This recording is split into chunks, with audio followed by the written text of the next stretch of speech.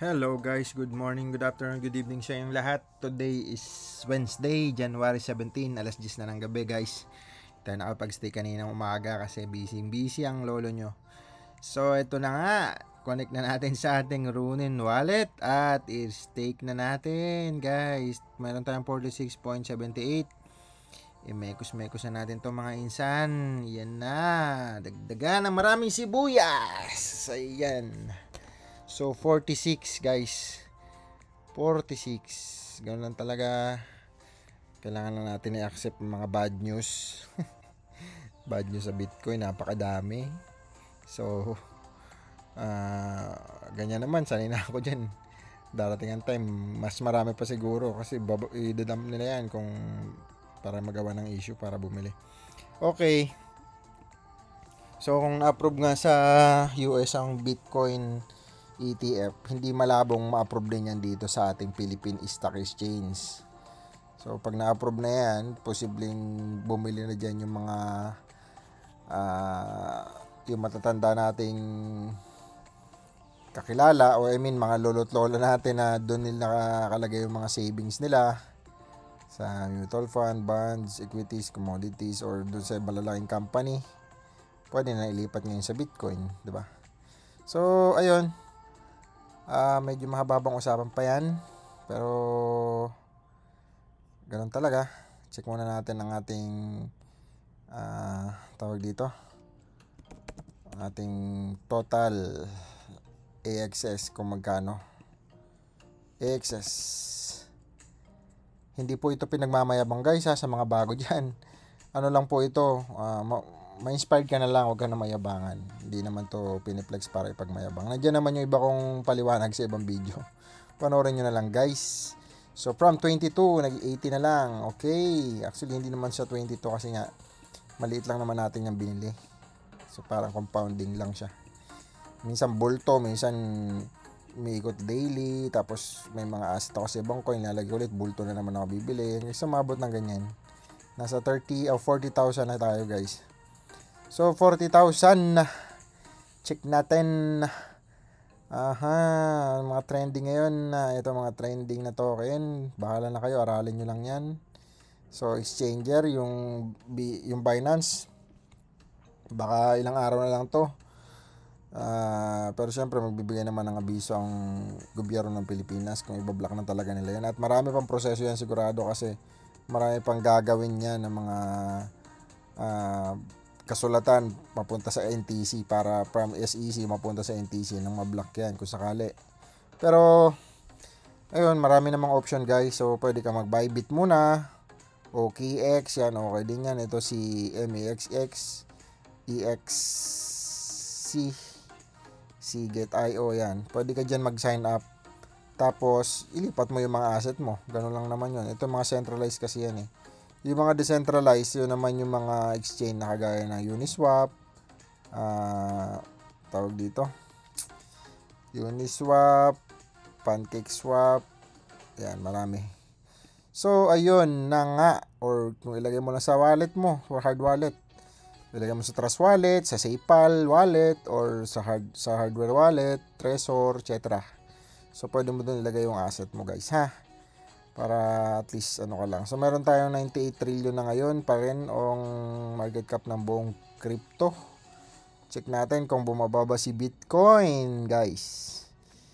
So ayan, 42,400 o 2.3 million. 142. Ito na, 4 na buwan na lang, malapit na ulit. Nag-apply na kasi yung mga investment company, mga firm na kagaya ng BlackRock, nag-apply na rin sila ng Ethereum ETF kasi may Bitcoin ETF na rin. So nag-apply na sila ng Ethereum Spot ETF. After 4 months daw ang approval nun, pero hindi pa natin alam kung rejected o approved, parang gano'n. So ito rin, malaki ng potential nito kasi nga panalo sila sa kaso pero hindi pa final. Hindi ko alam kung anong target date nun sa final decision. Siyempre pag nanalo yung Ripple, edi bumongga yan todo. Ito naman si Lido, staking naman yan. Stake mo yung reward, Ethereum mo, may Lido na reward. Okay. Okay, sa alright. Ayan, Polygon. Ito, ilo-launch na nila yung false naman. At parang Polygon 2.0 yun. I don't know, parang ganun. Ano pa ba mga update? Ethernet protocol, bumagsak. Pero tumaas na yan dati. Ito, Uniswap. Ito, Ethereum Classic. Hindi ito nawawala. Kahit marami bang holder nito. Pero guys, tingnan nyo, hindi siya hindi siya nawawala sa top 30, top 50. Ito si Optimism, malaking potential niyan. Tsaka to si Injective ING. Yan. Stellar din, marami din yan. May mga kilala tayo dyan. Sa Ortigas, ito pinopromote. Okay, sa alright. XLM. Okay, Monero din. Hindi naman wala-wala ito. Pero nandiyan pa rin siya. Isa sa mga pinakamatandang token. Monero. Kasabay niya ng XRP. Yan, sila XRP, Ethereum Classic. Ito si Kaspa, malaki potential niyan. Si Arbitrum, bago lang din to. Hindi pa nakakaranas na ng bull market. Okay, sa alright. Ayan ang mga update. Ito, Bitcoin, SB, Render. Okay din yan. Si Ordi. Ito, ang dami nating hold niyan, guys. Ni EGLD. Si BIM, okay rin to. Ito si Phantom, okay rin to. Bumagsak lang to, pero okay din yan. Ito, syempre, lalo na. Ito parang YouTube din to. Para siyang hawig siya sa Xcad. Na parang may YouTube channel na kada pan watch to earn, parang ganon. Nanonood ka, kumikita ka. Ayun, Neo. Matanda na rin yung token na to. Si Bonk, hindi pa to nakakaranas ng bull market. Gala, yan. Syempre, marami tayo niyan, guys. Ito si Pitch AI. Okay, sa alright. Basa na tayo ng mga komento. Check natin yung mga comment ng ating mga magiliw na subscribers. Okay, sa alright. Ang tagal. Ano nangyari? Ba internet? Yun. Tanggalin na natin yung response. So, ayan, si Sir Savior. Si Sir Javier. Restelo. Saber. Okay, so alright. Linay ko na pala to, sir. Sir Instinct, shoutout sa'yo, sir. Ito si Sir Carlos. Boss, tutorial po paano mag-farming ng RON at AXS. Sir, maraming nag-ano dyan. Maraming sa YouTube. Hindi naman kasi ako magaling sa ganyan, mga explain. Marunong lang tayo pero hindi po ako gumawa ng video para dyan. Tsaka syempre kung i-demo pa natin, malilipat-lipat yung mga token natin, guys. So, andyan lang yan sa Katana. Ito, pasok ka lang dyan, Katana. Ngayon, i-add mo lang dyan sa liquidity pool yung asset mo. Connect mo lang sa RON. Tapos,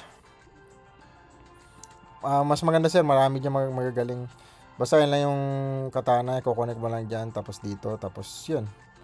Yun na. Ganun lang kasimple.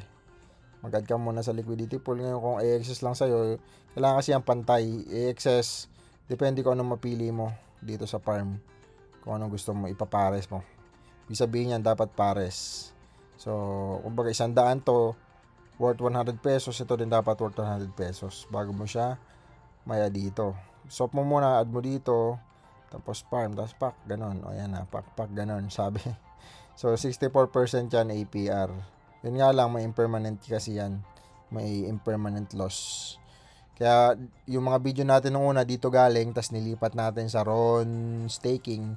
Pero kinumpute ko, mas malaki pa rin ang kita dito sa AXS staking. Kaya, gumabot to ng from 36 ata yun, naging 39. Yun, kasi linagay ko na lang lahat dito. Okay, sa alright. Ayan, si Sir Carlos, shoutout sa po sa inyo. Shoutout din dito kay Sir Joe Wick in Trades 3142. Nice vlog, sir. Planning to buy more AXS for staking this week. Ano pala ang masasabi nyo regarding sa 600 million Ronin Bridge hack nung March 23 ba yun? Hindi ko na matandaan. Ayun, nahack kasi sila. Ang sinasabi na hacker nun ay yung mga taga North Korea. I don't know kung totoo yun, pero nagkaroon kasi ng parang ano yan yung computer nung isang empleyado ng AXS, ng Sky Mabis, infected siya nung mail software na galing sa email, parang ganon. Tapos nahack na lang, parang ganon. Kaya okay din naman. At least ito si Rooney naman, di naman nila ni-stop or nagpalit sila ng token, hindi naman ganun na nangyari. So natulungan sila dyan ng Binance ni ZZ, yung may-ari ng Binance, kasi nung pumutok yung hacking na yon sa Sky Mabis, parang hinold agad. Kaya nabawi din yung iba. Pero syempre, I don't know kung napapalitan na yun sa USDT. Kumbaga losses pa rin yun. Pero swerte kung hinold lang yun kasi tumaas yung tumaas yung RON, di ba? At saka kung papataas man siya, pero kakapiranggot lang yun guys sa dami ng supply ng RON. Check natin Kahit sa mga Bitcoin, pansin nyo guys, kahit sa Bitcoin, kunyari nasa hard wallet lang ng isang matandang holder.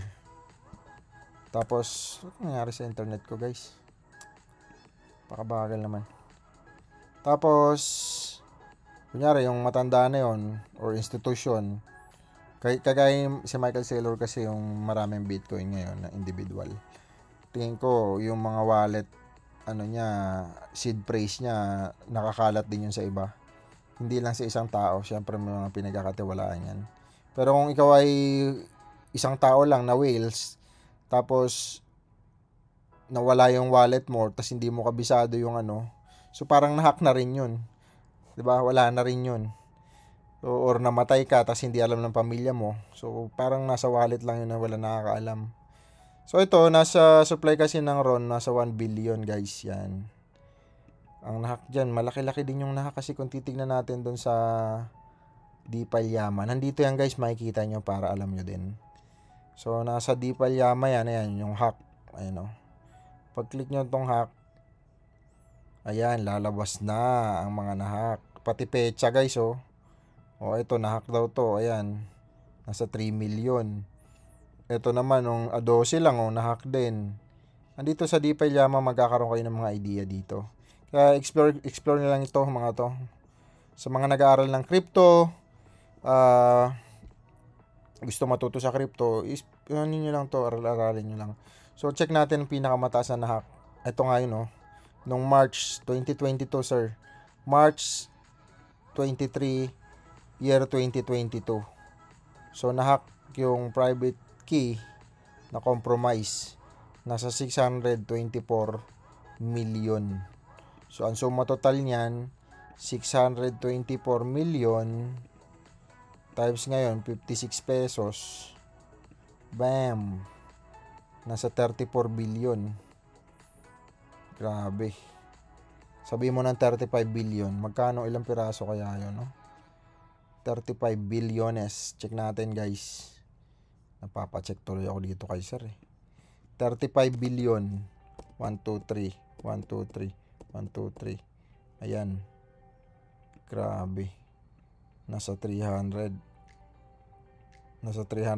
AXS. Ay, RON. More or less 319 million piraso. So, kung nawala man yan, kabawasan lang yan dito halos. Pero hindi rin kasi 319 ang nahack. Ang nalalabas pa lang naman ito. So, baka nahack ng malaking presyo. Malaki presyo ng RON siguro at that time. Kaya pumapalo ng 600 plus. Pero yun nga guys, code lang kasi yan guys. Code lang yan. Kasi ako may-ari din ako ng, hindi naman may-ari. Kasi may IT tayo, may company tayo ng IT. Nag-try din kami gumawa ng mga token na yan. Pero hindi man kami nagbebenta. Kumbaga, code lang kasi yan, nagkaka-value. So, ayun. Baka dito yun ng 100 plus. Yan. O dito. Check natin, March 23 pala yun. March 23. So, ang presyo nun, nandito, nasa 105. 113. Halos kaparehas ngayon. Yun yung nawala na hack. By the way, asa na tayo guys? Dito na ba tayo? So, sa Dipayama pala tayo, sorry. Ayan, so ito yung mga na-hack yan. Na-hack din naman ng Polygon, di lang naman sila. Na-hack din naman ng Binance, FTX, di ba? Ang dami, gaya tayo, na-hack din. So, hindi talaga maiwasan yan. Kaya kailangan, para maiwasan mo yan, ito Poloniex, na-hack din nga. Kailangan malapit yung security team mo para sa mga ganyan na hacking. Okay, sa alright. Ayan, minsan kasi kahit yung sa mga empleyado, minsan may inside job din eh. Hindi maiwasan. Lalo na pagdating sa pera, natutokso. Okay, sa alright. Ayan na. Wala na ba tayong update? Next question. Shoutout sa'yo, sir, sa nagtanong. Sir, mas prepare nyo AXS staking than RON liquidity pool? Yes, sir. Na-explain ko na yan. Mas malaki kita sa AXS kumpara sa RON. Okay. Ano ko na yan kahapon. Nasagot ko na. Shoutout po sa inyo. Okay, sa alright. Ito pala si Sir Instinct. Hindi ko nabasa. Sabi niya, 2021, 120,000 din nasunog sa akin. Lahat ng NFT games napasukan ko, sir. Kagaya ng di pipet pala to si Sir. Ito yung plant PBU. Puro si ata nag nito eh. Si Boss Richard, si Dagdag Kita ang nag-vlog nito. Halos 20 games ata, ayun, sunog lahat. 2013, nag-hold na lang ako ng mga meme token for long term. Nadali talaga ako ng FOMO, hihi. Pero believer pa rin ako ng cryptocurrency. Nasa digital age na tayo, kaya dapat lang na sumabay.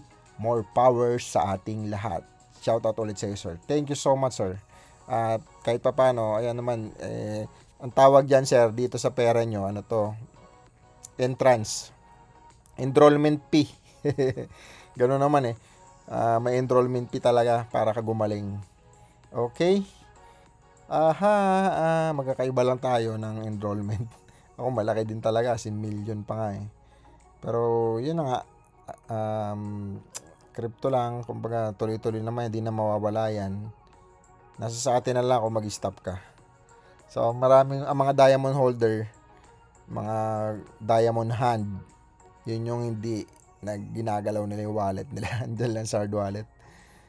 At pag mag-bull run, saka lang magtitipi. Ganun lang naman yun.